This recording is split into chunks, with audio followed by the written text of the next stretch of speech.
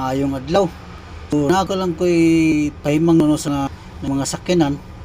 Ano bitang ligid din medyo alanganin na dugay na. So nanay sa expire dito guys. Mo expire ma. So kung halimbawa palit mo guma, bumili kay mo palit o sa Tagalog ba bibili. Tingnan nyo yung mga expiration sa ligid na yung nakabutang ani. Pero kining ni ang ligira guys, Surplus Japan walang saan ako tanaw ni sa Surplus Japan, wala yung nakalagay sila sa expiration. Pero sa Made in Philippines, ibang lugar na yung mga expire na siya. So, nakabutan na nga expire na muna ito igira. Pero ano guwapo ka tanong siya guys, nindot kayo tanong baga pa, pero tingnan mo, buto. Yan Yan, pakita ko sa inyo ha. Yan ito yung mga hugas mo expire. Kalit load, so delikado sa ito nagmamaneho, lalo nagsakay na ito itong mga pamilya.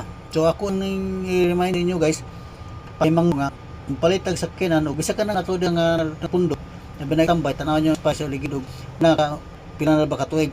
So ang ngayon palitan. So masayon na dito makapabilog padagan, delikado sa atong pamilya o natong mga sakay. Okay, maraming salamat guys, salamat inyong pagpapanood.